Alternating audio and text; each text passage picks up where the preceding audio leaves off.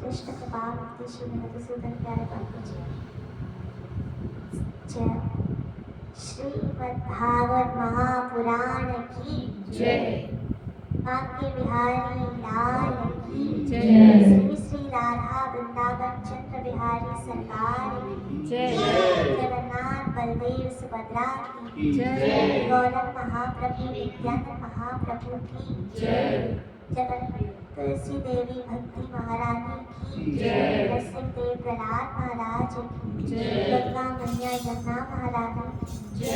वृंदावन धाम की जय। श्रीमद् भागवत महापुराण की जय। ताई गौर हरि विष्णु पदाय कृष्ण पृष्ठाय श्रीमती मधुसूदनाय बापूजी के नाम नमस्ते मधुसूदनाय भक्ति पात्रियाय दुर्लभ कृष्ण भक्ति अति सरल भाव।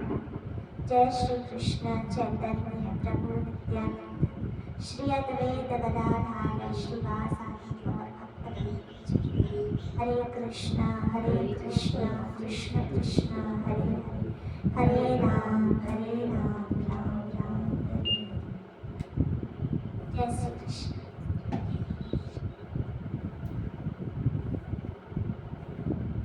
भागवत कथा में आप सबों का हार्दिक स्वागत है। ठाकुर जी ने हमें चुना है भागवत कथा के लिए। जय श्री कृष्ण। बहुत हम सब भाग्यशाली हैं। इस कली काल में हमें भागवत कथा सुनने का सुनाने का मौका मिल रहा है। जय श्री कृष्ण। जय श्री कृष्ण।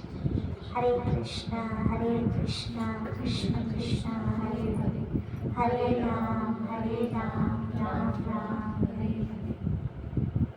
भागवत का जो स्टार्टिंग है इसी श्लोक से होता है ओम नमो भगवते वासुदेवाय। एक बार सबको तीन बार ओम नमो भगवते वासुदेवाय ओम नमो भगवते वासुदेवाय ओम नमो भगवते वासुदेवाय ओम नमो भगवते वासुदेवाय ओम नमो भगवते वासुदेवाय। भागवत क्या है? श्रीमद् भागवत और कुछ नहीं है, खुद ही कृष्ण है। भागवत जैसे भगवान श्री कृष्ण के हम बहुत सारे दर्शन करते हैं, जैसे विग्रह रूप में। और विग्रह भी कैसे होती है? कोई लकड़ी की होती है, कोई मेटल की होती है, मट्टी की होती है। ऐसे ही भगवान श्री कृष्ण भागवत में शब्द रूप में उस रूप में जैसे कृष्ण विग्रह रूप में होते हैं, ऐसे ही भागवत में शब्द रूप में कृष्ण ही है। मतलब भागवत स्वयं कृष्ण है।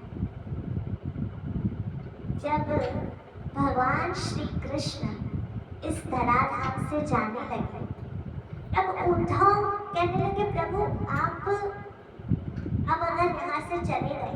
जय श्री कृष्ण।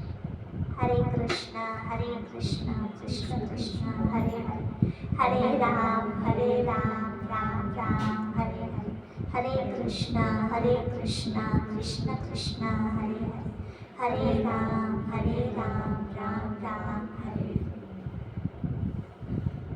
तब भगवान ने कहा मैं कहीं जा नहीं रहा हूँ, बल्कि मैं भागवत में समा रहा हूँ।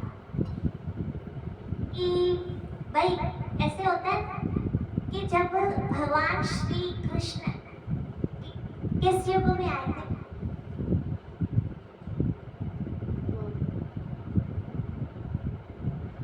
जय श्री कृष्ण। द्वापर युग। 4 युग होते हैं, कौन से होते हैं?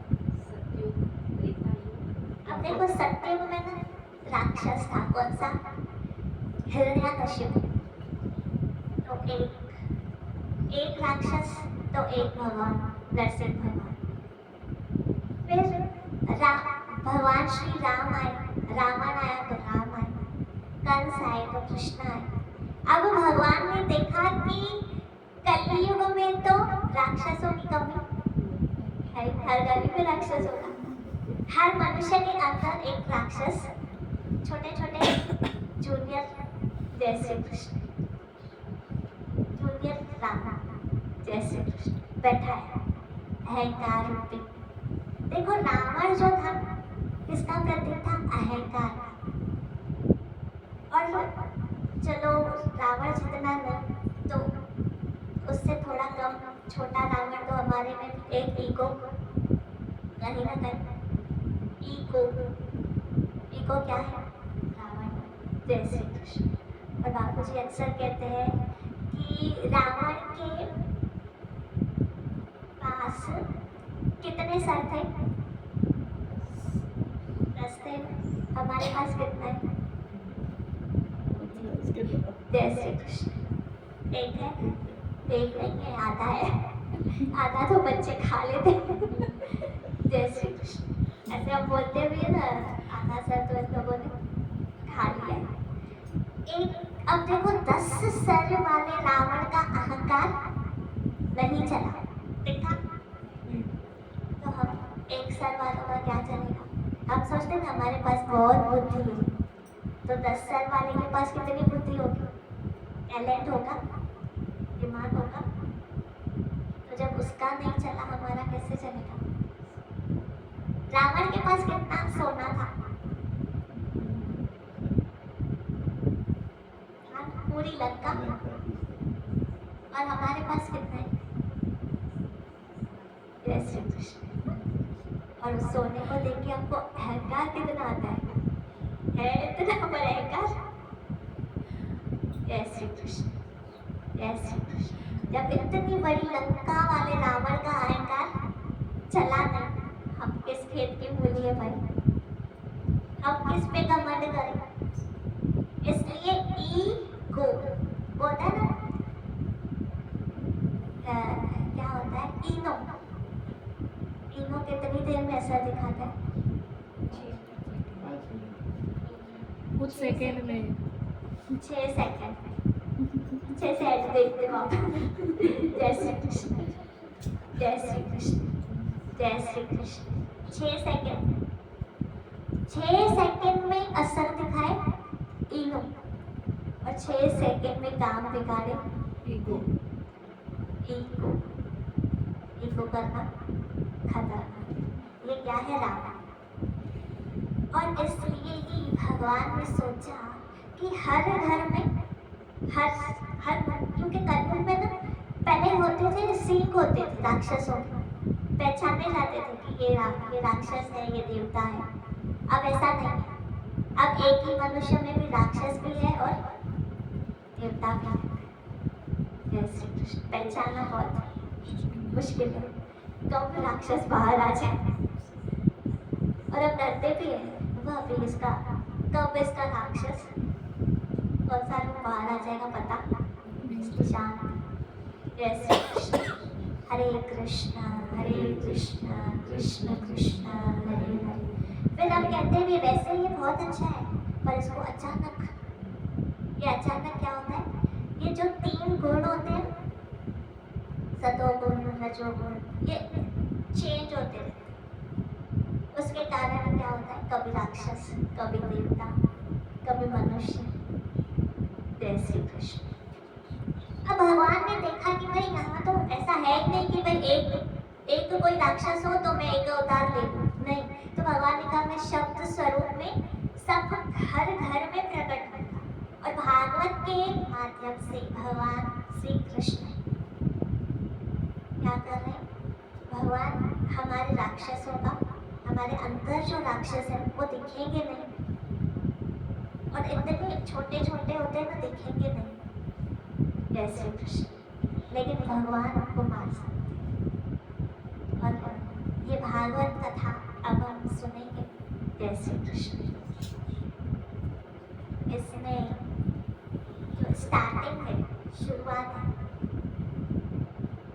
पहले ना हम कोई भी काम करते हैं ना तो हम सोचते हैं इसका बेनिफिट क्या होगा। भाई कुछ कुछ होगा भी कि नहीं, इससे क्या होने वाला है, करें इतना।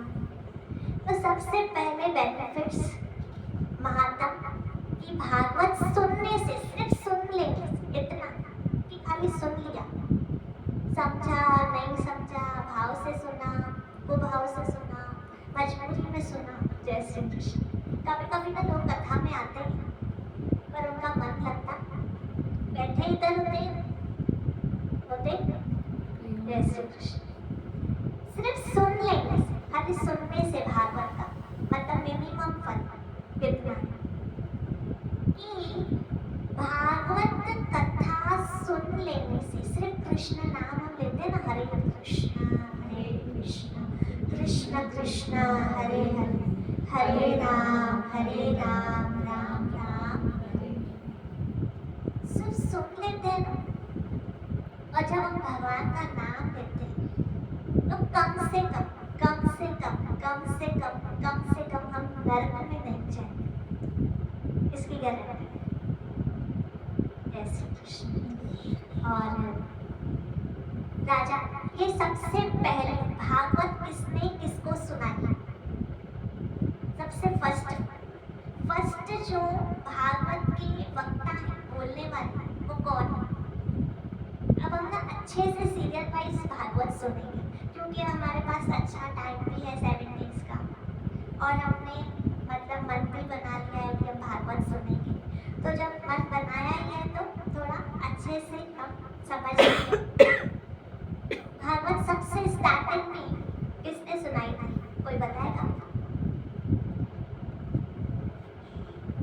जय श्री कृष्ण। सबसे पहला जो श्लोक था भागवत का, भागवत जो स्टार्ट हुई, वो भगवान श्री कृष्ण ब्रह्मा जी को सुना। उसके बाद ब्रह्मा जी के द्वारा नारद मुनि ने वेदव्यास जी को, ये जो हमें प्रसाद मिला है ना, वेदव्यास जी का ही है। ये जो आसन होता है ना, इसको कहते हैं व्यास गद्दी, सुना होगा। क्योंकि वेदव्यास जी ने 18,000 ये श्लोक लिखे, और उससे पहले सारे वेद, उपनिषद, स्मृतियाँ, 108 स्मृतियाँ, जितने भी शास्त्र है ना, वेदव्यास जी ने लिख दी। ये भागवत लिखने से पहले की बात है। अब जब उन्होंने लिख दिया ना, उसके बाद भी उनको, उनके मन में कहीं कमी थी, संतुष्टि नहीं थी कि भाई हाँ, क्योंकि देखो उन्होंने जब लिखा था ना, पूरे भाव से लिखा था, पूरी शांति से और पूरी शुद्धि से लिखा था, कोई भी मिस्टेक नहीं, कुछ नहीं। अब इतना करने के बाद भी उनको ऐसे नहीं लगा कि उनका मन शांत है कि हाँ मेरा मस्त भाई मैंने कुछ किया है। तो मन में थोड़ी अशांति हुई। उनके गुरु नारद मुनि वहाँ प्रकट हुए। नारद मुनि आपको पता है कहीं भी पहुँच सकते हैं। जय श्री कृष्ण, जय श्री कृष्ण, जय श्री कृष्ण, जय श्री कृष्ण, जय श्री कृष्ण। हरे कृष्णा कृष्ण कृष्ण हरे हरे, हरे राम राम राम हरे हरे, हरे कृष्णा कृष्ण कृष्ण हरे हरे, हरे राम राम राम हरे हरे।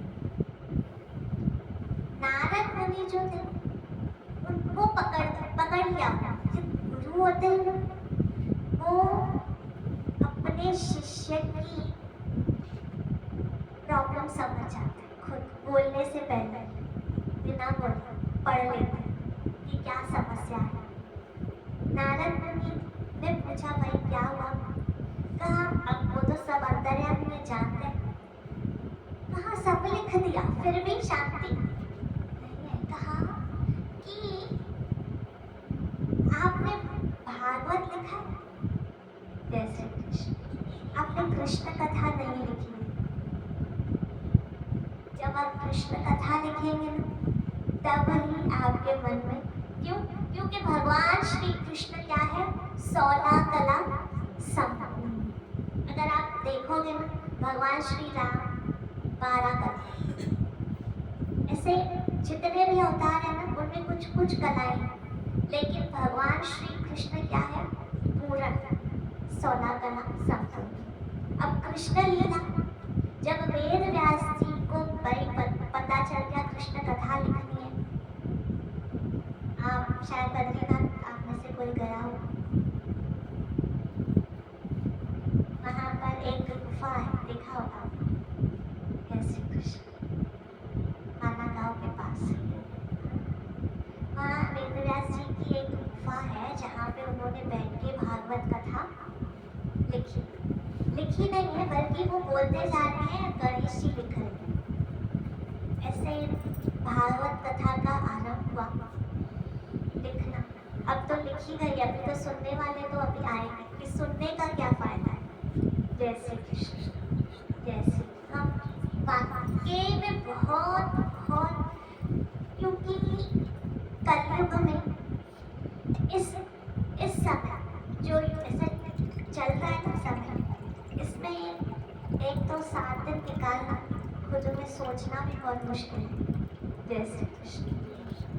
उसके बाद वो भी भगवान के लिए, अपने लिए नहीं निकलते, कृष्ण के लिए। यहाँ वेदव्यास जी ने कथा लिखी, शुकदेव गोस्वामी को सुनाई गई। किसी देखो, शुकदेव गोस्वामी जो है ना उनके पुत्र हैं वेदव्यास जी। अब ये कथा शुकदेव गोस्वामी के द्वारा राजा परीक्षित के पास आएगा, और एक ये है, और एक जगह ये है कि 88,000 ऋषि नैमिषारण्य क्षेत्र, नैमिषारण्य तीर्थ है जो सबसे ज्यादा पवित्र स्थल। ये ब्रह्मा जी से जितने 88,000 ऋषि थे ना, उन्होंने कहा हमें ना यज्ञ करना। जय श्री कृष्ण।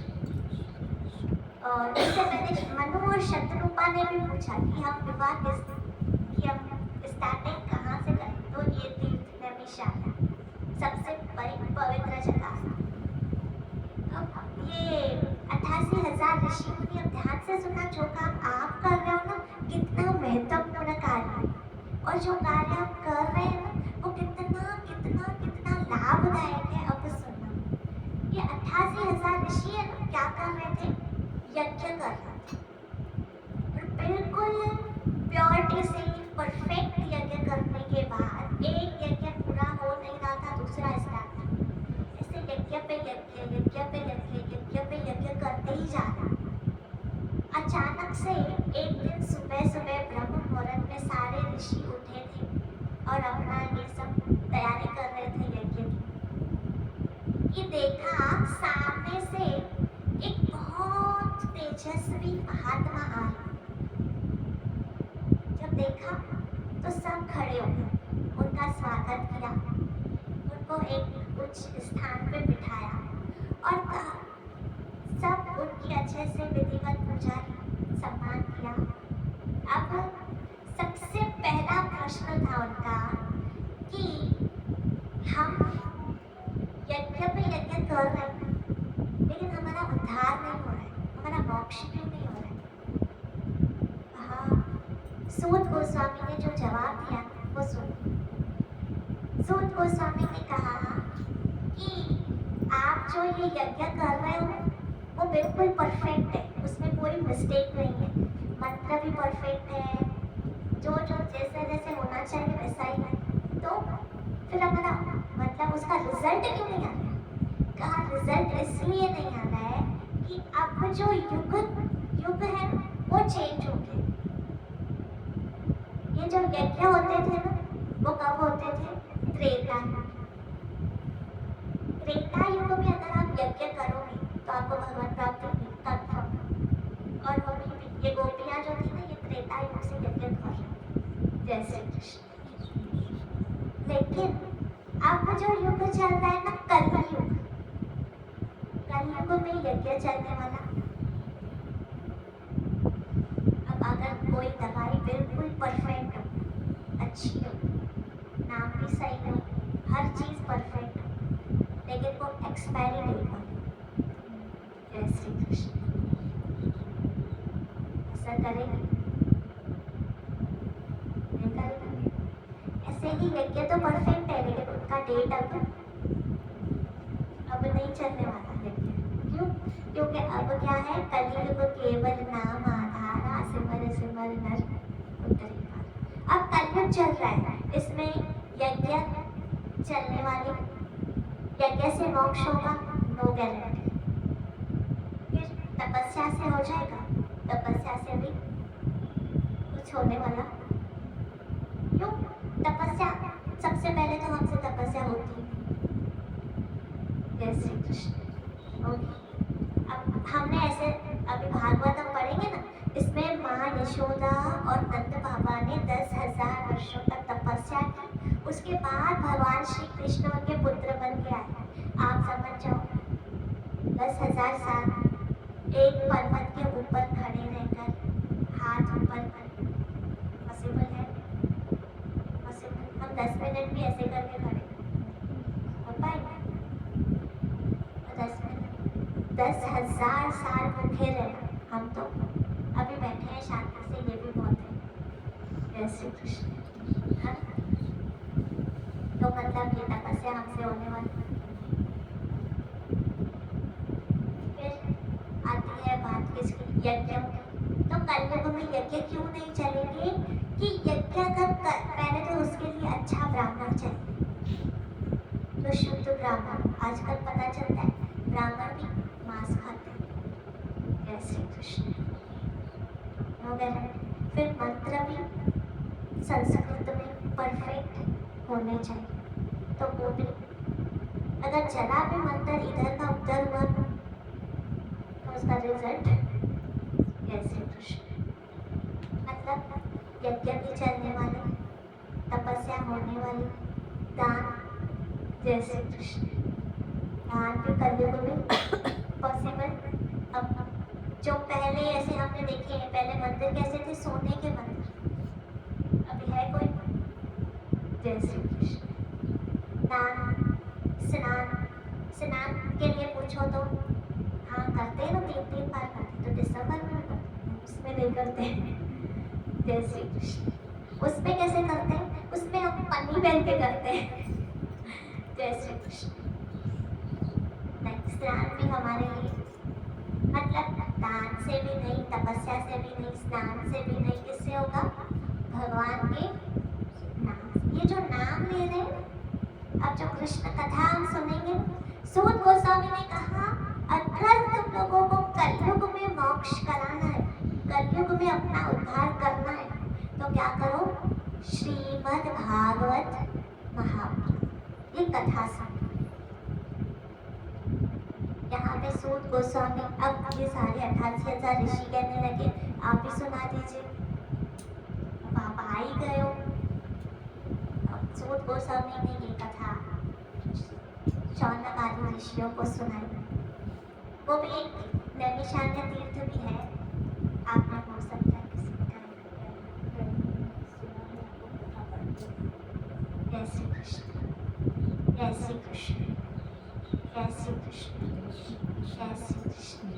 बोलो जय श्री ये जो नाम है ना कृष्ण का, इससे सारे अमंगल नष्ट हो जाते हैं। जिस समय हम बोलते हैं ना जय श्री कृष्ण, जय श्री कृष्ण, उसी समय से हमारा कल्याण होना शुरू हो जाता है।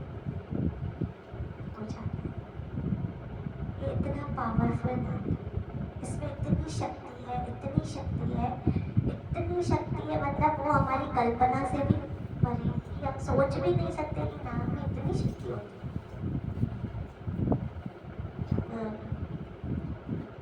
सुखदेव गोस्वामी कौन है, इस पे हम थोड़ा सुनेंगे।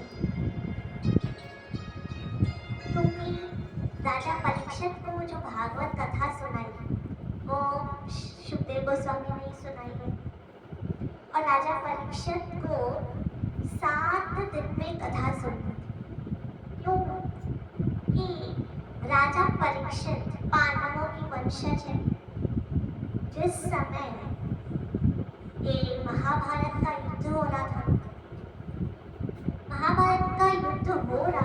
उस समय अश्वत्थामा ने क्या किया, पहले तो बहुत घमासान युद्ध हुआ, उसके बाद एंड में पांडवों का एक वंशज राजा परीक्षित जो उत्तरा के गर्भ में था, मतलब अर्जुन का पोता। अब सोचो, उत्तरा के जो पेट में जो बच्चा है उसको अश्वत्थामा ने ब्रह्मास्त्र चलाया। जब ब्रह्मास्त्र चला, उत्तरा को पता पड़ा कि कुछ तो हो रहा है, मुझे तकलीफ हो रही है, बहुत प्रॉब्लम चल रहा है। अब देखो उत्तरा ने क्या किया, ना अपनी सास के पास गई, ना उसके बड़ी सास द्रौपदी के पास भी नहीं गई, कुंती के पास भी नहीं गई, अर्जुन के पास भी नहीं गई, किसी के पास नहीं गई। क्यों? क्योंकि उसने ये सब देखा था कि ये जितने भी इनके पास प्रॉब्लम्स आते हैं ना, इनमें से किसी के पास भी सॉल्यूशन होता ना। जय श्री कृष्ण। इसलिए वो सीधा गई भगवान श्री कृष्ण के पास, सीधा कृष्ण के पास पहुंचा। और भगवान ने पता है क्या किया, भगवान उत्तरा के गर्भ में पहुंचे। एक छोटे अंगूठे के जितने भगवान श्री कृष्ण का एक स्वरूप है, सीधा गर्भ में जाके उस बालक की रक्षा की। आप सोचते ना भगवान क्या कर सकते हैं?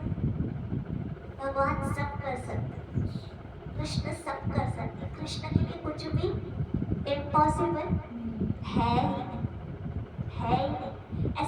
ऐसी कोई आप सोचो, किसी के गर्भ में घुस जाना और उस बच्चे को बचाना, और वो बच्चा देख रहा है कि मुझे कोई बचा रहा है, और उस बच्चे को याद है कि मैंने किसको देखा था। जब वो बाहर आता है तो वो हर जगह उसको ढूंढता है कि कहाँ है। उसका नाम है राजा परीक्षित, जो बच्चा था। अब वो तो बच्चे क्या, क्योंकि भगवान जाके लाखों साइयां मार सके, लाखों पार का पार कर सके। जो जब जिसको भगवान बचाना चाहे ना, उसको कोई मार, तो जिसको भगवान मारना चाहे उसको कोई बचाना। भगवान इसलिए कहते हैं भगवान की शरण में जाओ, जहाँ ठाकुर को नानी चारा ताको कीजिए सदा नमस्कार, क्योंकि उसके आगे किसी की चलने वाली। अब भगवान श्री कृष्ण ने परीक्षित को बचाया है।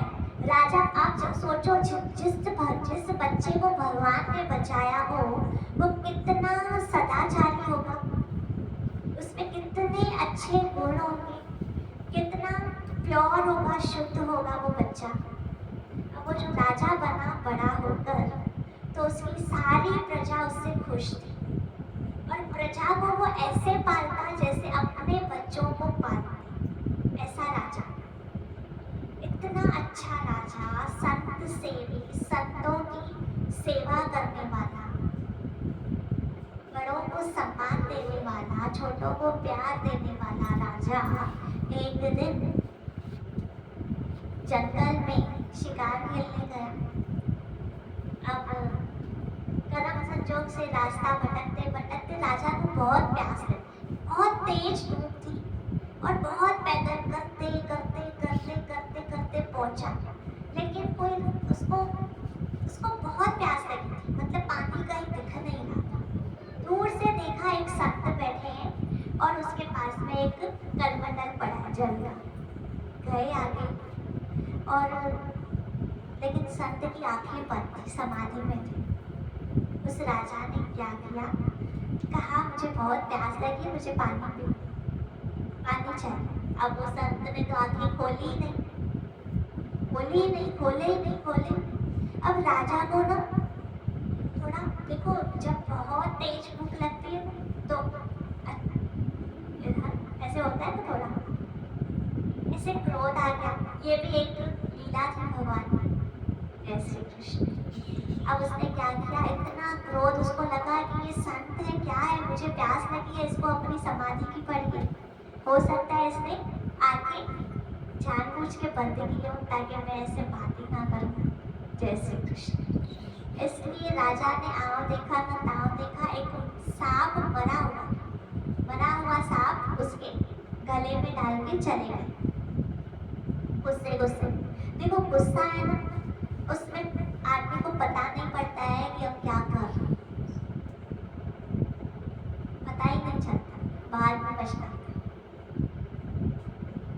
ये राजा जब घर जाने लगे ना, तो रास्ते में इनको ऐसे दुख होने लगा। कुछ लोग ऐसे होते हैं कि वो करना नहीं चाहते कुछ गलत, कोई चीज़ हम गलत नहीं करना चाहते, उनके नेचर में भी नहीं होती, लेकिन कभी उनसे भी गलती हो जाती है। ऐसे होता है कोई बहुत अच्छा इंसान है, लेकिन पता नहीं उसने कैसे गलत काम कर दिया, फिर उसको बहुत पछतावा होता है उस चीज़ का कि काश मैंने ये ना किया, फिर पता नहीं कौन करा लेता है। जय श्री कृष्ण। अब वो राजा था, उसने बहुत बहुत बहुत रिग्रेट हो रहा था कि मुझे ये नहीं करना चाहिए, किसी संत का ऐसे अपमान। मुझको रास्ते में सोचते सोचते चले कि भाई अब ये मैंने काम किया है ना, इसके लिए मुझे पक्का कोई ना कोई कुछ ना कुछ तो मेरे साथ बुरा होगा ही, लेकिन अगर बुरा हो ना तो अभी इसकी सज़ा मुझे मिल जाए तो अच्छा है, क्योंकि अगर मैंने गलती की है उसकी सज़ा मैं अभी भोगूंगा तो सही है, बाद में नहीं भोगूंगी, ऊपर जाके क्या। वैसे राजा सोचते सोचते जा ही रहे थे, घर आए, पता चला वो जो संत था ना वो उनके घर पहुंच गए। बोला राजा, आपने जो मेरे गले में सांप डाला था ना, मुझे कोई दिक्कत नहीं है, लेकिन मेरा छोटा बेटा है उसने आपको श्राप दे दिया। उसने जब देखा ना कि मेरे पिता के गले में कोई मरा हुआ सांप डाल दिया है, उसको बहुत गुस्सा आया और उसने गुस्से गुस्से में बोल दिया है कि जिस भी व्यक्ति ने मेरे पिता के गले में सांप डाला है उसकी 7 दिन के अंदर मृत्यु हो जाए, और वो भी तक्षक आके उसको डस जाए। ये श्राप मेरे पुत्र ने आपको दिया है। जय श्री कृष्ण। अब राजा तो देखो, राजा ने पता है क्या किया, बोला वो उनके चरणों में गिर गए, बहुत माफी भी मांगी और कहा ये श्राप नहीं है मेरे लिए, ये श्राप बिल्कुल भी नहीं, तो ये मेरे लिए वरदान है। जय श्री कृष्ण। तो संत देते हैं ना, संत अगर कुछ भी दे वो वरदान ही होता है। जैसे नारद मुनि ने नलकरी और मणिग्रीव को श्राप दिया था, लेकिन वो भी वरदान ही साबित हुआ। जैसे संत कभी किसी का बुरा कर ही नहीं सकते। अब इसने जो श्राप दिया ना, राजा परीक्षित ने कहा ये श्राप नहीं है, मेरे लिए वरदान है। क्यों? कि अब मैं सीरियस हो जाऊंगा, अब मैं अपने भजन करूंगा, मेरे दिमाग में थोड़ी ऐसे हो सकता है मस्ती चढ़ी हो, अब मैं डाउन टू अर्थ हो जाऊंगा और ठाकुर जी की शरण में आऊंगा। और कम से कम दूसरे लोगों को ये नहीं पता होता है कि वो कब मरेंगे, लेकिन मुझे ये तो पता है मेरे पास 7 दिन तो है। हमें तो ये भी नहीं पता है कि 7 मिनट भी है, पता है? पता था, जैसे वरदान था।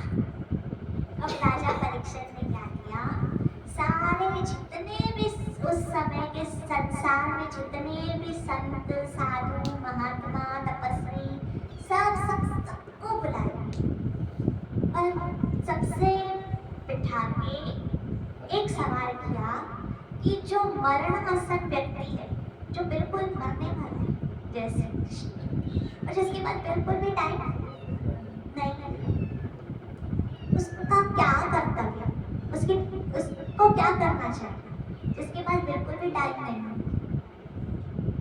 तो सारे जितने भी थे ना एक्सपर्ट थे उस समय, एक से बढ़ के एक, सबों ने मिलकर डिसाइड किया कि क्या करना चाहिए। राजा परीक्षित, आपको भागवत कथा सुननी। अगर आप 7 दिनों में अपना कल्याण चाहते हो ना, तो क्या करो, कृष्ण कथा सुनो।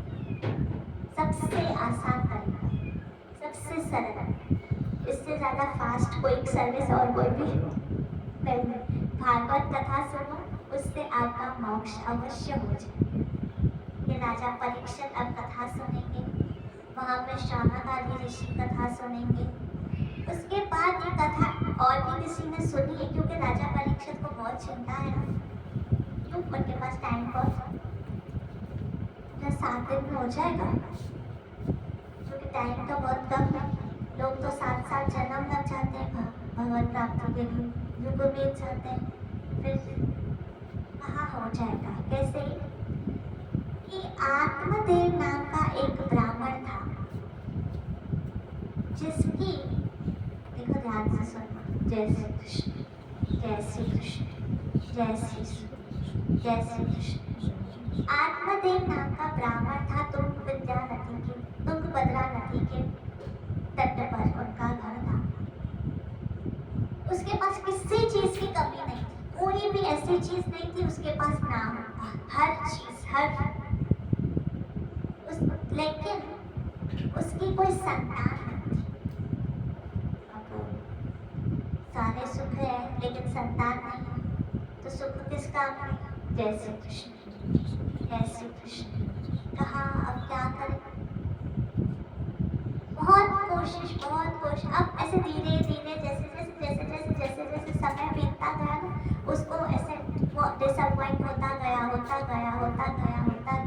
क्योंकि उसको लग रहा था कि अब कुछ भी होने वाला पॉसिबल नहीं है। एक दिन बहुत दुखी मन से घर से निकला, ऐसे चलता गया, ऐसे कभी कभी होता है, पता ही नहीं चलता कहाँ जा रहा है। जंगल के रास्ते एक संत मिल गए। संत ने देखा पूरी चेहरा उतरा हुआ है, कुछ तो समस्या है। संत ने पूछा, कहा भाई, अब जैसे ही आत्मदेव से उसने पूछा ना, उसने अपना सारा दुख बता दिया। संत ने उसे बहुत समझाया कि देखो, तुम्हारे भाग्य में अगर होगा ना तो तुम्हें खुद ही मिल जाएगा, अगर नहीं होगा तो तुम क्या करो? जय श्री कृष्ण, जय श्री कृष्ण। तुम्हें अगर पुत्र चाहिए तो तुम कृष्ण को ही अपना पुत्र मान लो, बना लो, इससे बड़ा अच्छा बेटा तो कहीं तुम्हें मिलेगा भी नहीं। जय श्री कृष्ण। लेकिन उसने कहा, ये तो संतों की सत्संग की बातें मुझे मत सुना, जो सत्संग नहीं सुनती तो मुझे तो बस प्रैक्टिकली मुझे एक पुत्र चाहिए। अब संत बहुत समझाए, ये समझे ही नहीं।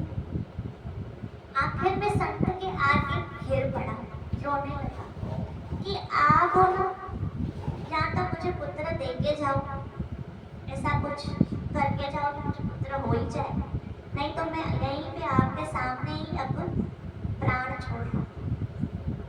संत ने देखा बहुत जिद पे है, कहा ठीक है, एक मैं फल देता हूँ, वो तुम अपनी पत्नी को खिलाना, जब वो ये फल खाएगी ना तो तुम्हारा एक पुत्र होगा, बहुत ही सदाचारी और भक्त बनेगा। हाँ ठीक है, ये प्रसन्न हो गया। अब इसको क्या चाहिए था?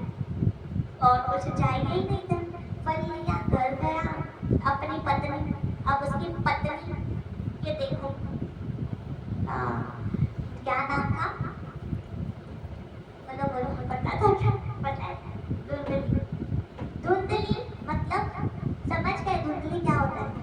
धुंधला, जैसे हम कहते हैं ना, क्लियर नहीं कुछ भी, धुंधला सा है, मतलब वो कैसी थी?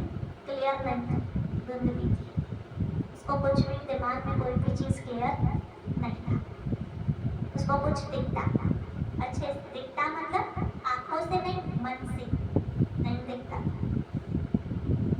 अब धुंधली जो थी, ऐसे भागवत में आता है, अगर आपने पढ़ा हो तो धुंधली के काम कैसे थे? 4 दिन तक स्नान नहीं, कोई अच्छा, मतलब उस ऐसे बहुत कुछ लिखा हुआ है, छोड़ो, जय श्री कृष्ण। वैसे भी हमें उसको फॉलो थोड़ी करना है किसी को, कृष्ण को फॉलो करना। जय श्री कृष्ण, जय श्री कृष्ण। अब धुंधली के पास अभी आप समझ जाओगे कि वो कैसे नेचर के, आप सब खुद ही समझ जाओगे, मैं थोड़ा आपको बताता हूँ उसने क्या किया। उसके पास जब फल आया तो उसको क्या करना चाहिए था?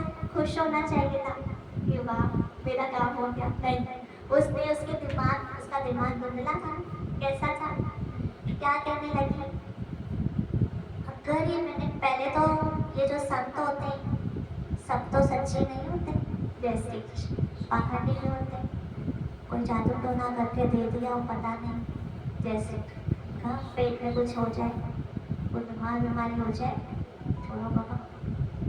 फिर सोचा अगर ये फल, उसके पति ने बोला भाई खा ले, बोला अगर मैंने ये फल खाया, चलो मान लो ये संत सच्चा है, फल खा भी, प्रेग्नेंट तो मैं ही होंगी ना, ये मेरा पति थोड़ी होगा, जय श्री कृष्ण। तो अगर मैंने फल खाया मैं पेट से हो जाऊंगी, फिर इतना मेरा शरीर भारी हो जाएगा, मेरे पैर भारी हो जाएंगे। अगर गांव में आग लग गई, इतना देखो दूर दूर तक सोच रहे, जय श्री कृष्ण, गांव में आग लग गई, फिर सब भाग जाएंगे ना, मैं तो नहीं भाग पाऊंगी, तो उससे अच्छा है मैं ये फल खाऊंगी, जय श्री कृष्ण। उसमें ऐसे नेगेटिव, जैसे उसकी बुद्धि ऐसे चल रही थी। ऐसे बुद्धि वाले लोग भी होते हैं, जो होने वाला ही नहीं होता है ना वो सोचते हैं,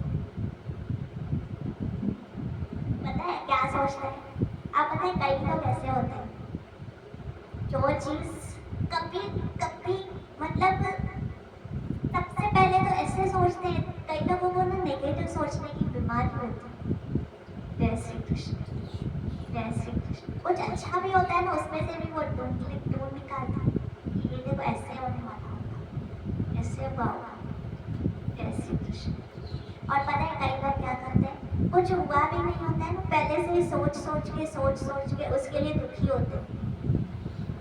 अब हुआ कुछ भी नहीं, मान लो कोई चीज लाई, अब पहले से ही सोचेंगे अगर ये चीज ऐसी हुई निकली तो, फिर उसके लिए पहले से ही, अब निकलेगी तो बाद में दुखी होना, जय श्री कृष्ण। चलो ठीक है, कुछ अगर गड़बड़ हुई तो बाद में तुम दुखी हो जाना, अभी क्यों दुखी हो रहे, अभी तो खुश हो, नहीं, मतलब फ्यूचर का सोच के भी दुखी होना है और पास्ट का सोच के भी दुखी। अरे भाई पास्ट का दुख तुमने पहले से ही मना लिया, शौक मना लिया, फिर से क्यों मना रहे हो? अरे पता है 10 साल पहले ना मेरी गोल्ड की चैन गुम हो गई, जय श्री कृष्ण। अगर आज होती ना तो वो सोचो आज सोना कितना महंगा हो गया, जय श्री कृष्ण। फिर जैसे जितनी बार सोने का दाम बढ़ेगा ना उतनी बार वो दुखी होगी कि आज अगर वो चैन होती तो उसका रेट इतना होता, आज अगर होती तो इतना, मतलब ऐसे सोच के वो लोग ऐसे दुखी होते हैं। लेकिन वास्तव में हमें दुखी होना ही क्यों, जय श्री कृष्ण। हमेशा खुश रहने के लिए पता है सबसे जरूरी काम क्या है, एक तो पास्ट का, एक बार दुखी हो गए तो हो गए, फ्यूचर का तो कुछ वैसे भी कुछ पता है, और प्रेजेंट में हम कितने खुश हैं, है कि नहीं? कोई हमें कोई मार रहा है, कोई गाली दे रहा है, हम ऐसे बिना वजह दुखी होते रहे, ये चीज नहीं है ना, नहीं तो मैं खुश होती, ये वो नहीं है ना, नहीं तो मैं, अरे ऐसे भी तो तुझे कोई मार थोड़ी ना, नहीं है नहीं क्या, जय श्री कृष्ण। अरे ये गुम हो गया इसलिए, अरे हो गया, वैसे उससे तुझे कुछ फर्क थोड़ी पड़ा, प्रैक्टिकली हमें कुछ फर्क नहीं पड़ता है, हमारे दिमाग से वो चीज निकालना और मन से ही सोचते इसने ऐसे बोला, अरे उसने ऐसे बोला तो उस, अब मान लो किसी ने आपको कुछ बोल दिया, किसी ने भी कुछ भी बोला हो, चलो कुछ अच्छा नहीं बोला, ठीक है, जिसने बोला कर्म किसका बना, उसका बना, जिसने बोला उसका बना, तो सजा किसको मिलेगी, तो दुखी किसको होना चाहिए, बोला उसने, गलती उसकी है, प्रॉब्लम उसको ही आएगी ना, फेस उसको करना पड़ेगा आगे जाके, तो हम दुखी क्यों होते हैं, हम अपनी जगह सही है, हम समझ, मतलब हम ना ऐसी चीजों पे दुख मनाते हैं जो वो बोल के खुद मतलब भूल भी जाते हैं, कई बार ऐसे होता है उसने तो बोल दिया वो भूल गया, लेकिन हम कभी भूल, नहीं पाते। वो मस्त मजे कर रहे खा पी के, और हम उसी एक शब्द को लेके क्योंकि हो रहे हो रहे हो रहे हो रहे हो रहे, क्या फायदा। जय श्री कृष्ण। जैसे अब ये धुंधली जो थी ना वो ऐसा, तो धुंधली ने वो फल क्या किया, अपनी बहन, उसकी एक बहन थी जो बहुत गरीब थी, उसको कहा देखो मैं भी प्रेग्नेंट ही हूँ, ये फल है ना तुम नहीं खाओ। अब धुंधली की बहन थी तो वैसी ही होगी। कैसे उसने क्या किया, वो फल बोला एक काम करो, बोला लेकिन अगर मेरे पति को पता पड़ा ना नहीं खाया तो वो छोड़ेगा नहीं। बोला मैं तुम्हें अपना बच्चा दे दूँ, तुम मुझे पैसे दे देना, मैं बच्चा दे दूंगी, फिर ये फल बोला घर में गाय उसको खिला देती, गाय जब प्रेग्नेंट होगी बच्चा हो जाएगा, तो बस ठीक है। कहा सब ये इन दोनों ने आपस में सेटिंग कर ली। अब आदित्य जो था उस समय भाई ब्राह्मण था, तो कहीं भी अगर कोई पूजा यज्ञ कराने होते थे ना तो किसी गांव चला जाता था, फिर 2, 6, 8, 10 महीने के बाद ऐसे पैदल पैदल जाते, पैदल पैदल आते। अब जब आया तो पता चला बच्चा हुआ, बच्चा भी हुआ है, 2 बच्चे हुए, एक धुंधली का बच्चा जो उसकी बहन ने उसको दे दिया था, और एक गाय को भी बच्चा हुआ, 2 बच्चे हो गए। आत्मदेव खुश हो गए कि पहले एक नहीं हो रहा था, अभी 2 हो गए। अब जो धुंधली का बेटा था उसका नाम रखा धुंधुकार, उसका पुत्र है जैसे। अब गाय का जो पुत्र हुआ ना वो किसका था, संतों का प्रसाद था। गाय का बच्चा बताए कैसा हुआ, मनुष्य जैसा, इंसान। अब सोचो कितनी संतों में कितनी शक्ति होती है। जैसे गाय ने बच्चा पैदा किया, वो भी मनुष्य, मतलब भगवान क्या कर सकते, क्या नहीं कर सकते। अब गाय का जो बच्चा था उसके कान गाय जैसे, इसलिए उसका नाम रखा गया गौकर्ण। कर्ण मतलब कान, गौ जैसे कान वाला बच्चा, गौकर्ण धुंधुकार, दोनों सेम एज, छोटे छोटे। अब दोनों बड़े हो रहे, एक साथ बड़े हो रहे, लेकिन जैसे जैसे बड़े हो रहे हैं ना, धुंधुकारी जैसे बढ़ रहा है पाप में, पाप छोटा बचपन से पाप करता है, और जो गौकर्ण है वो बचपन से उसका मन हरि कथा में, भगवान नाम में, हरे कृष्णा कृष्ण कृष्ण हरे हरे, हरे राम राम राम हरे हरे। गौकर्ण का जो अब धुंधुकारी जो था जैसे जैसे बढ़ता गया इतने पाप कर दिए कि आखिर में अब उसने क्या किया, 5 वेश्याओं को घर पे लाके रख दिया। सोचो कितना पापी होगा। उसकी माँ ने जब ये देखा कुएं में जाके कूद पड़ी।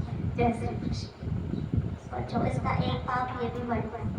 उससे पहले उसने चोरियां, अब वेश्याओं को खुश करने के लिए चोरियां, डाके, लूट खसूट मर्डर सब करता। देखो एक पाप किया ना, उसके ऊपर पाप, पाप के ऊपर पाप, पाप पाप पाप, इतने पाप उसके ऊपर चढ़ गए कि उसके पिता ने भी घर छोड़ दिया, तीर्थों में चले गए, जंगल में चले गए। गौकर्ण तीर्थों में चला गया। अब इस घर में कौन रहेगा, आप सोचो कोई रहेगा। धुंधुकारी अकेला, 5 वेश्याएं। अब वेश्याओं ने देखा ये तो रोज चोरियां करके आ रहा है, कहीं राजा ने पकड़ लिया तो हम भी पकड़े जाएंगे, तो क्यों ना इसको मार के इसका सोना वोना सब लेके निकल जाए। ऐसे करके 5 ने मिलके रात को इस धुंधुकारी को, ये सोया हुआ है, पलंग से रस्सी से बांध के इसको जला के चले गए। अब इसकी मृत्यु कैसी हो गई, अकाल मृत्यु, क्योंकि समय नहीं आया। प्रेत बन के भटक रहा है, प्रेत। जब वो प्रेत बना तो एक बार गौकर्ण उस गांव में वापस आया कि भाई देखो मेरे घर में क्या हाल चाल है। देखा तो कोई है ही नहीं, पता चला इसका भाई तो मर चुका है। अब इसने गया में सबके श्राद्ध करा लिए। अब ये गौकर्ण है, उसको वो जो धुंधुकारी का जो प्रेत था वो उसको दिख रहा था। कहा तुम कौन हो, मुझे क्यों परेशान कर रहे हो? कहा तुम्हारा भाई हूँ। कहा भाई हो, मैंने तो तुम्हारा श्राद्ध कर दिया, तुम प्रेत कैसे बन गए? कहा एक श्राद्ध में तुम गया में जाके मेरे 100 बार भी पिंड भरवाओगे ना, मेरा मोक्ष होने वाला नहीं। मैंने इतने पाप किए और अब ना मैंने करने को कर लिए थे पाप, लेकिन अब मैं बर्दाश्त, ये जो प्रेत योनि होती है ना सबसे ज्यादा भयंकर। कहा इससे कैसे छुटकारा पाओगे? कहा कुछ भी करो, मुझे यहाँ से छुड़ाओ। क्योंकि देखो प्रेत योनि में ना क्या होता है, खाना नहीं मिलता है, पानी नहीं मिलता है, हवा, क्यों? क्योंकि उसके पास शरीर ही नहीं। श्री राधा श्री राधा श्री राधा, उनके पास शरीर है ही नहीं, कैसे छुटकारा मिलता? कहा ऐसे करते हैं कि कैसे करना है, क्या करूं तुम्हारे लिए, तुम बताओ। तो कुछ भी करो, मुझे यहाँ से छुड़ाओ। तब उसने सूर्य देव से पूछा कि मैं क्या करूं? कहा तुम अपने भाई को कृष्ण कथा सुनाओ, श्रीमद् भागवत कथा, श्रीमद् भागवत महापुराण सुनाओ, उसका उद्धार होगा। अब जितने वो भी सुन रही है श्री राधा श्री राधा श्री राधा। तो कहा क्या होगा, वो तो मर चुका है ना, वो थोड़ी सुन पाएगा। अब देखो भागवत कथा का क्या महत्व है। कहा भागवत कथा से किस किस का उद्धार हो सकता है? सुनने वाले का, सुनाने वाले का। जो पितर है अगर हम उनके लिए सुनते, उनका भी उद्धार। पानी में डूब के मरने वाले भाई, जो पानी में डूब जाते हैं उनका हम कुछ नहीं कर सकते ना, अगर संस्कार ही अचानक से ऐसे कुछ। आग में जलने वाले, ऐसे अगर कोई अचानक से एक्सीडेंटली कोई मर जाता है कि भाई हमें पता ही नहीं पड़ा, उनका तो भाई मिला ही नहीं शरीर, कुछ किया भी नहीं, जय श्री कृष्ण, उनका भी उद्धार। और जो इस संसार में नहीं है उनका भी उद्धार होगा, जो सुन रहे हैं उनका भी मतलब हम अकेले अगर भागवत सुनते हैं ना तो हम अपने 7 पीढ़ियों का उद्धार कर सकते हैं। जय श्री कृष्ण। जो भागवत सुन रहे, कई बार ऐसा था भाई, मैंने ना अपने जीवन काल में अपने पिता के लिए कुछ नहीं किया, या अपने दादा के लिए मैंने कुछ नहीं किया, दादी के लिए मैंने क्यों नहीं किया? उसका भाई मेरी सास थी पर मैंने उसके लिए कुछ किया नहीं किया। क्यों नहीं किया? क्योंकि जब करना था ना उस टाइम पे मेरे पास समझ ही नहीं थी। जय श्री कृष्ण। उस टाइम पे समझती ही नहीं क्या करना, और जब समझ आई तो समय ही निकल गया, अब वो है ही नहीं। ऐसे ही होता है, समझ और समय दोनों साथ में बहुत मुश्किल से आता है। जय श्री कृष्ण। समय और समझ साथ में मुश्किल से आता है, बहुत मुश्किल से। तो कहा फिर अब क्या करें, अब समय निकल गया, अब कुछ नहीं कर सकते। अब भी अगर हम भागवत कथा सुनते हैं तो जो हमने नहीं किया है ना भाई, चलो हमने उनकी सेवा नहीं की, उनको खुश नहीं किया, उनकी बातें नहीं मानी, उनको नाराज कर दिया, कभी कभी तो बहुत उनको दुखी भी किया, तो अब क्या करें? अब भी हम उनको खुश कर सकते हैं। श्री राधा अब भी कर सकते हैं। क्यों? क्योंकि जब हम भागवत सुनते हैं उससे भागवत में ही आता है, भागवत सुनने वाले के गए 7 वंश, आने वाले 7 वंश और चल रहे 7 वंशों का उद्धार। मतलब 21 पीढ़ियां भागवत, मतलब भगवान की स्कीम बहुत बड़ी होती है। हम बोलते हैं हमारी क्या स्कीम होती है, बड़ी से बड़ी कंपनी भी होगी तो क्या करेगी, एक पे एक बाय 1 गेट 1, इससे ज़्यादा क्या करेगी। लेकिन भगवान ने ऐसे नहीं किया कि एक भक्त बनेगा तो एक कोई मिलेगा या 2 कोई मिलेगा। क्या एक के सदके 21 पीढ़ियां भगवान राधा रानी की सरकार है, करुणामय। उनका हृदय विशाल है, वो ऐसे छोटी छोटी स्कीमें नहीं निकालता। श्री राधा श्री राधा। अभी अगर सरकार भी पेंशन देती है तो क्या करती है? भाई आपको मिलेंगे, उसके बाद आपके हस्बैंड वाइफ ऐसे होता है, या फिर आपके बच्चों को मिलेंगे, बस। लेकिन भगवान ने ऐसे नहीं कहा। क्या आपको भी मिलेगा, आपके गए 7 वंशों को भी मिलेगा, आने वाले 7 वंशों को भी मिलेगा, चलने वाले 7। मतलब अगर हम खाली कृष्ण कथा सुनते हैं, उससे जीव का कितना कल्याण है। ऐसे आप देखते हैं ना, बड़े बड़े संतों को आपने सुना होगा टीवी में, यूट्यूब पे, बड़े बड़े संत होते हैं। एक संत लाखों का उद्धार कर रहा है, देखा है आपने? ऐसे देखते हैं ना भाई, कोई भी संत कथा कर रहे हैं, कीर्तन कर रहे हैं, भजन कर रहे हैं, हजारों लोग वहाँ आते हैं और हजारों लोगों का उद्धार नाम से हो रहा है, कृष्ण का। अब चलो अपने हजारों को नहीं किया, लाखों को भी नहीं किया, है ना? लेकिन कम से कम अपने घर वालों का तो कर सकते हैं। जय श्री कृष्ण। अपना तो करें, तो सुनने चलो संत। वो बापू जी कहते हैं भाई हम सूर्य नहीं बन सकते। सूर्य क्या करता है? सारे संसार को रोशनी, लेकिन दिया तो बन जाए, अपने घर में तो उजाला कर दे। जय श्री कृष्ण जय श्री कृष्ण। तो भागवत का बहुत बड़ा लाभ है जो अभी हम सुनने वाले हैं ना, जो इस समय हम कर रहे हैं ना, ये कार्य भई प्राप्त मानुष देरिया गोविंद मिलन की यही और काज तेरे किथे न काम मिल साध संग भज केवल। ये जो काम हम कर रहे हैं इस समय, इस काम के लिए ही हमें जन्म मिला है। यही करने के लिए हम मनुष्य बने, नहीं तो फिर तो कुछ भी बन जाते। लेकिन मनुष्य बने हैं किसी खास। तो एक छोटा सा उदाहरण दूं। जय श्री कृष्ण जय श्री कृष्ण जय श्री कृष्ण। अभी टाइम है,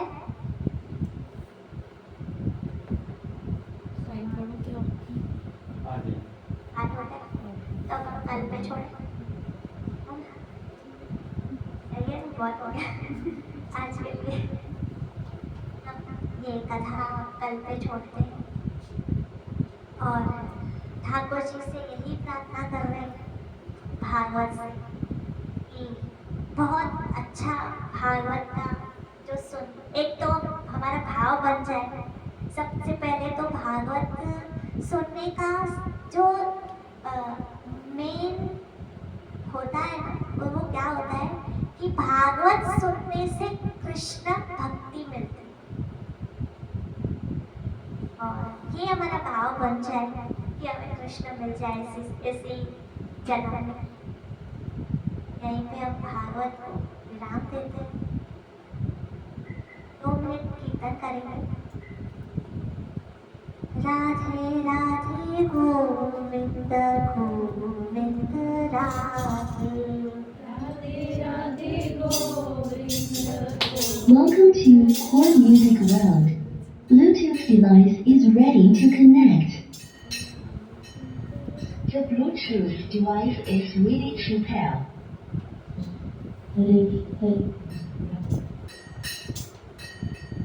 Welcome to KDS.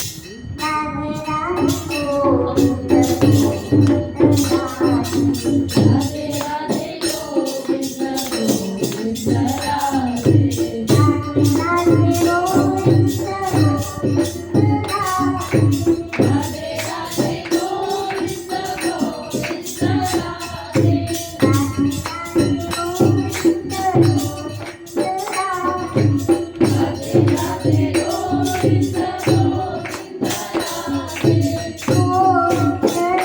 Thank you.